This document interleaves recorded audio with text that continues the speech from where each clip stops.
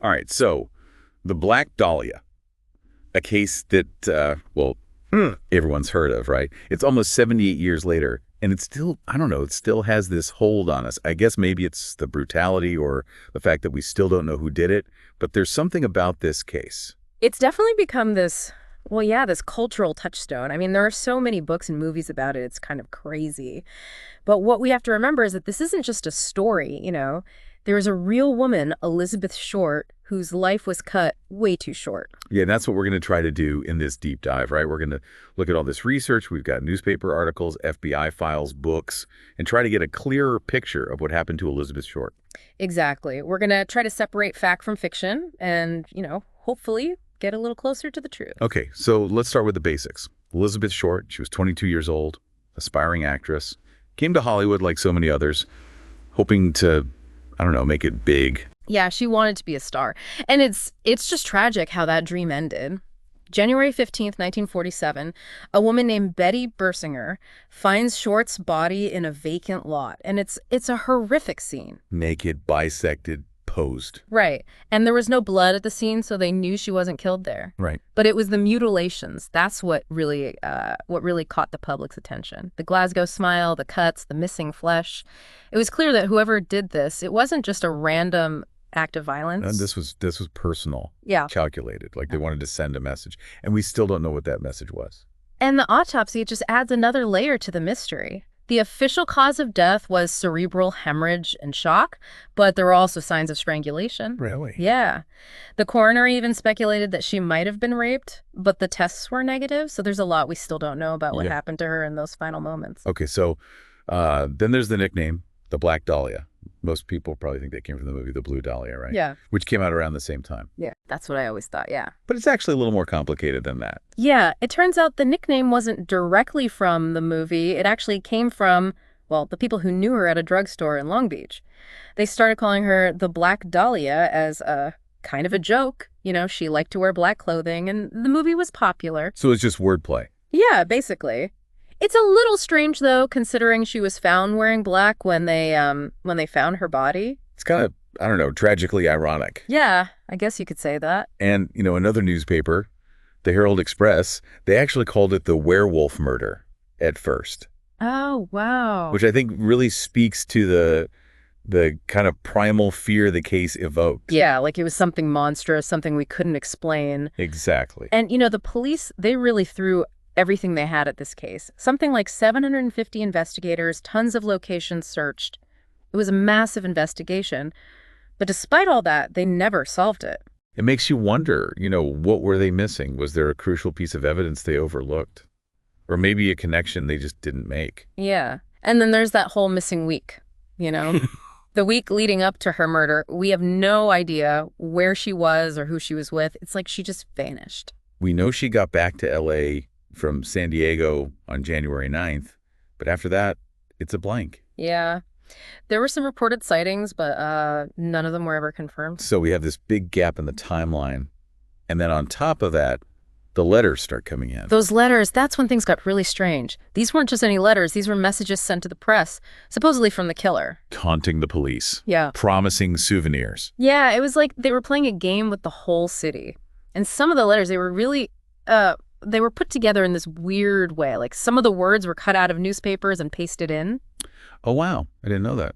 Yeah, it was creepy. And they even sent an envelope with some of Short's belongings in it, her birth certificate, business cards, some photos, and they'd been wiped clean with gasoline, just like her body. Oh, that's disturbing. It really is. And then there's the fingerprints on the evidence. They were all smudged. It was like whoever did this, they were trying really hard not to leave any trace behind. So whoever did this, they were smart. Mm. And they knew what they were doing. It seems that way. Okay, so let's talk about the suspects. With all the chaos surrounding this case, I can only imagine the police were dealing with a lot of leads. Oh, yeah. They had hundreds of leads to follow up on. So where did they even begin? Were there any suspects that really stood out? Well, one of the names that comes up a lot is Mark Hansen. Remember that address book that was found with Short's belongings? Right. Well, it had Hansen's name embossed on it. He was a pretty wealthy nightclub owner, and Short had apparently stayed with him at some point. So he was definitely on their radar. Oh, yeah. He even admitted that the purse and shoe that were found in an alley belonged to Short. So what happened? Why wasn't he considered a more serious suspect? They investigated him pretty thoroughly, but they couldn't find any hard evidence to connect him to the murder.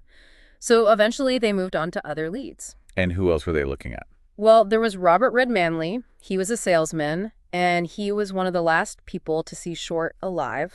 What was his connection to her? He actually dropped her off at the Biltmore Hotel a few days before her body was found. And he just, dropped her off and that was it? Yeah, he said he had nothing to do with her disappearance, and he passed multiple lie detector tests. So the police, they cleared him as a suspect too.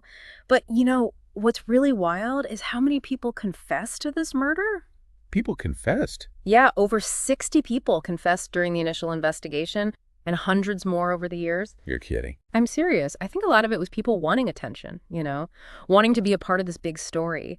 But it also says something about how this case captured the public imagination, People were, I don't know, obsessed with it. Yeah, I guess when a case gets this much attention, it's bound to attract some strange characters. Yeah, definitely. And, most of the confessions were pretty easy to debunk, but there are a few theories and a few suspects that people are still debating today. One of the most interesting is this guy, Dr. George Hodel. He was a physician. And what makes him a suspect? Well, his own son, Steve Hodel, who was an LAPD detective, became convinced that his father was the killer. He pointed to all sorts of circumstantial evidence, like his dad was a doctor, so he knew how to, cut up a body. And there were some wiretapped recordings where George Hodel supposedly said some pretty incriminating things. That's pretty compelling stuff. Yeah, it is. But it's all circumstantial. There's no, smoking gun. So it's still just a theory. What about other possible connections? Were they looking into any other cases that might be related? Well, there was a theory that the Black Dahlia murder was connected to the Cleveland torso murders, which were these gruesome killings that happened in Ohio in the 1930s. I've heard of those. They were pretty brutal. Yeah, they were. And some people thought the same person might be responsible for both because the way the victims were mutilated was so similar. That makes sense. If you see that kind of brutality, that kind of MO, yeah, you have to at least consider the possibility of a connection. Right. But the police eventually ruled out that theory. They just didn't have any solid evidence to link the two cases. So another dead end. Yeah, pretty much. But it's interesting how these unsolved cases, especially the really gruesome ones, they can kind of blend together in the public's mind. It's like we try to make sense of the senseless by finding patterns, even if those patterns aren't really there. Yeah, I think you're right. And with the Black Dahlia, those connections, they go even further than just the Cleveland torso murders. There's also the lipstick murders in Chicago in 1946. Oh, yeah, I remember reading about that one, the murder of Suzanne Dagan. Exactly. She was a young girl, and she was murdered and dismembered. And some people think it might be connected to the Black Dahlia case because the handwriting in the notes that were supposedly sent by the killer was similar. Wow, really? Yeah, and then there's the fact that Degnan Boulevard in LA is really close to where they found Elizabeth Short's body. It's kind of creepy how all these things seem to overlap. Yeah, it makes you wonder if it's all just coincidence or if there's something more to it. Again, no concrete proof. Yeah, right? nope. So we're left with more questions than answers. Yeah. And unfortunately, that seems to be a recurring theme with this case. I mean, here we are all these years later, and we still don't know for sure who killed Elizabeth Short or why. It's one of the most frustrating things about this case. We have all these pieces of the puzzle, but we can't seem to put them together. And it's important to remember, amidst all the mystery and speculation, that a real person lost her life. Yeah, you're right. It's easy to get caught up in the theories and forget about the human cost of this tragedy. It's a reminder that even as we explore the darker aspects of this case, we need to do so with respect and sensitivity. Exactly. We owe it to Elizabeth Short to remember that she was more than just a victim. She was a person with hopes and dreams, and her life was cut tragically short. Okay, so before we go any further down the rabbit hole, I think we should address some of the rumors and misconceptions that have surrounded this case. Yeah, good idea. This case has been a breeding ground for speculation, and it's important to separate fact from fiction. Okay, so one of the most common rumors I've heard is that Elizabeth Short was a prostitute. That's one that comes up a lot. But was there ever any truth to that? Well, a grand jury actually looked into that claim, and they couldn't find any evidence to support it. It seems like that rumor started after her death, maybe as a way to make this story more sensational. That's unfortunate. It's amazing how quickly these kinds of rumors can spread, especially with a case like this that already has so much media attention. Yeah, it's a reminder that we need to be careful about the information we consume and be critical of sources that don't have a solid basis, in fact. You're absolutely right. We need to stick to the facts and be wary of stories that might be more fiction than truth. Are there any other rumors that stand out to you as particularly damaging or persistent? There's another rumor that's been circulating for years, I've even seen it in some books, that Elizabeth Short was incapable of having sex because of a congenital defect. Oh, wow. That's a pretty personal and invasive rumor. It is, and it's completely false. The autopsy report doesn't support that claim at all. So where did that even come from? I think it was just another attempt to create a narrative around Elizabeth Short that fit people's preconceived notions of what a victim in a case like this should be. But the truth is, we don't know everything about her life, and we need to be careful about making assumptions or spreading rumors that aren't supported by evidence. Absolutely. It's a good lesson for all of us to be critical of the narratives we encounter and to question our assumptions, especially when those narratives are based on speculation and hearsay rather than actual facts. Well said. So we've covered a lot of ground here, and we've only just scratched the surface.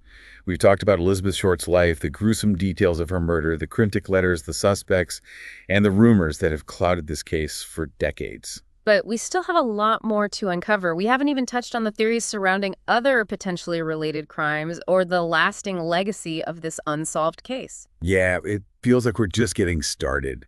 And as we delve deeper into this complex and often contradictory narrative, I think the big question we need to ask ourselves is, what's the real truth we're searching for here?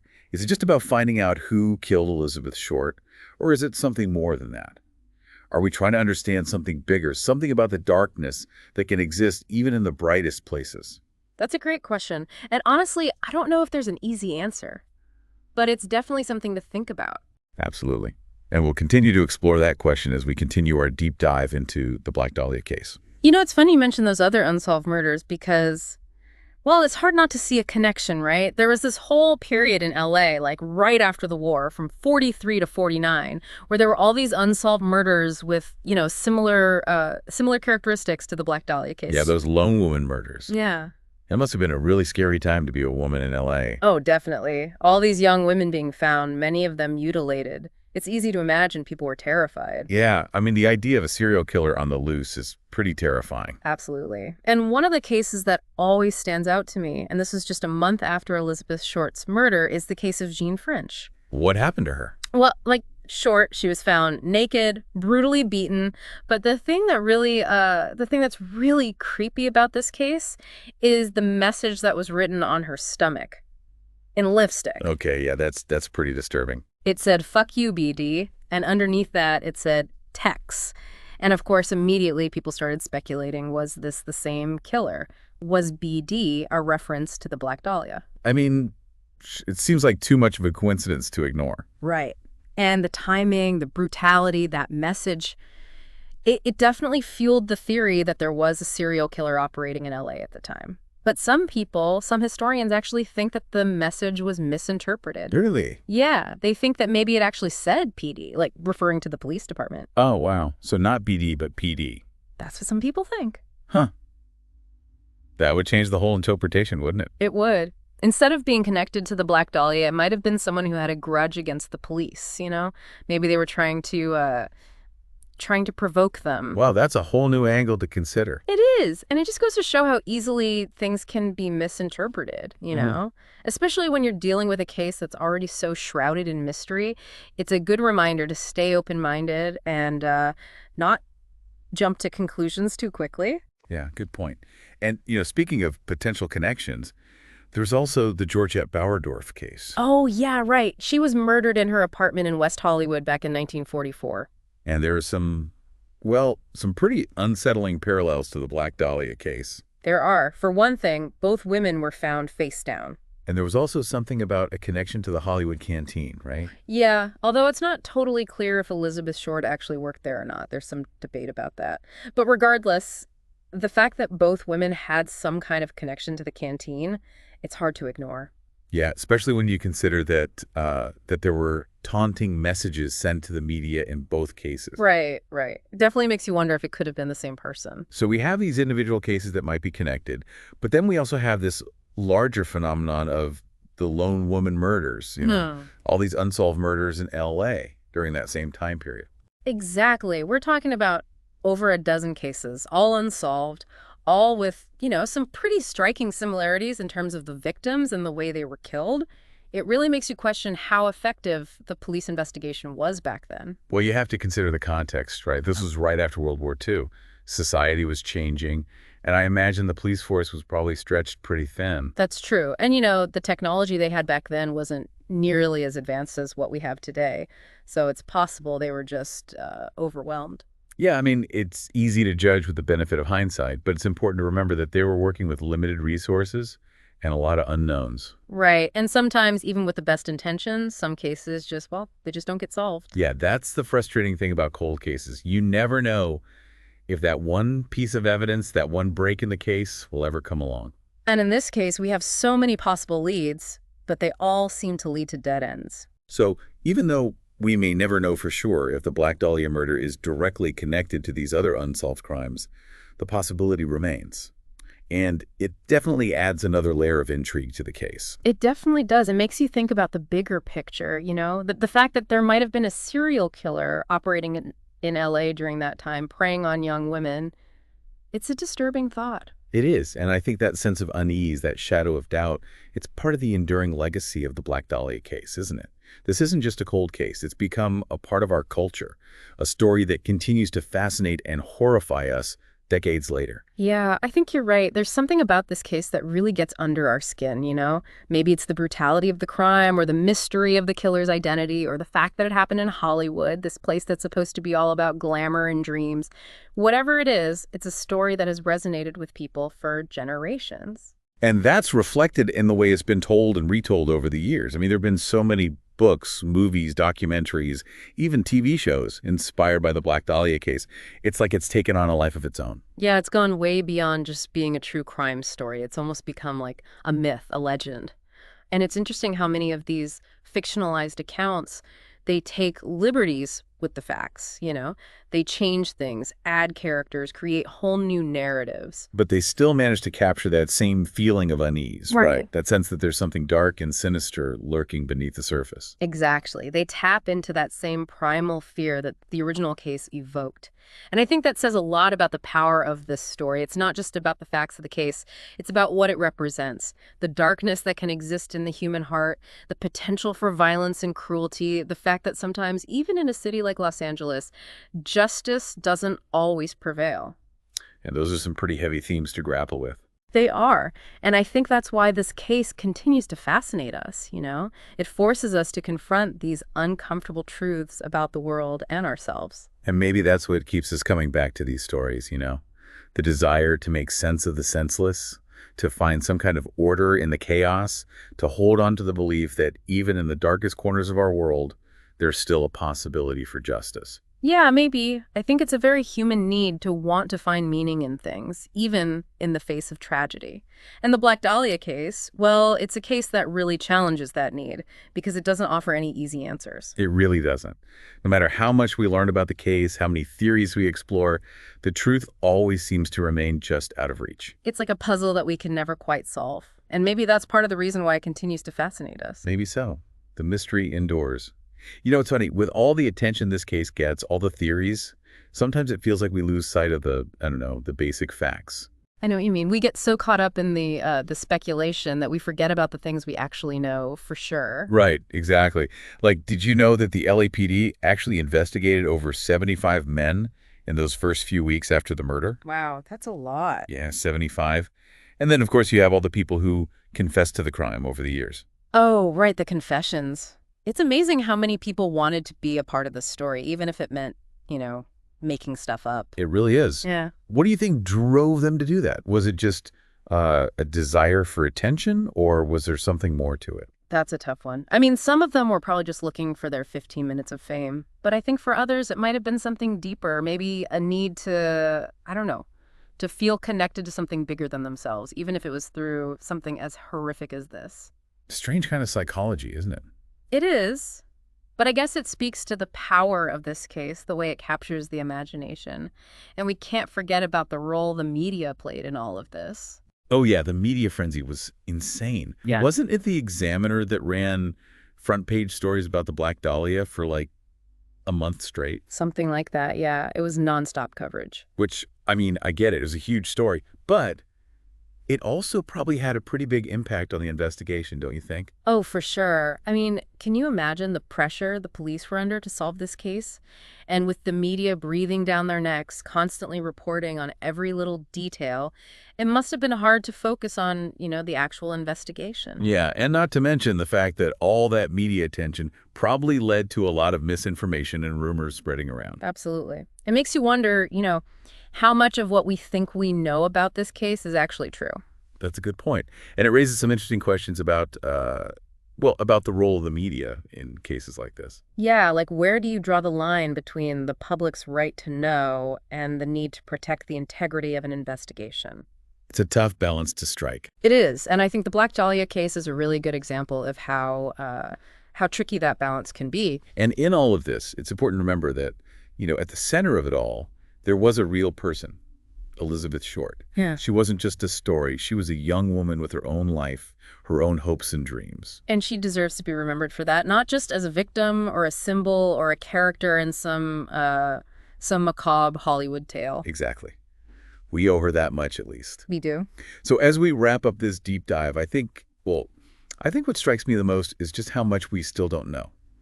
Despite all the efforts, all the theories, the Black Dahlia case remains one of the most baffling, unsolved mysteries of all time. Yeah, it really does. It's a reminder that sometimes, no matter how hard we try, the truth can remain elusive. It's humbling, isn't it? It is. But even though we may never know for sure who killed Elizabeth Short or why, the search for truth is still important. I agree. It's what drives us to learn, to understand, to try to make sense of the world around us. And who knows, maybe someday that one piece of evidence will surface, that one clue that unlocks the whole mystery. Maybe. Until then, the Black Dahlia case will continue to fascinate us, to haunt us, and to remind us that some stories will never really end. And that's what makes them so compelling, right? I think so. The mystery endures. And as you continue to explore this case, I encourage you to keep an open mind. Read the sources, consider the different perspectives, and maybe, just maybe, you'll discover something that everyone else has missed. You never know. And if you do, we'd love to hear from you. Until next time, keep exploring, keep questioning, and never stop seeking the truth, no matter how elusive it may seem.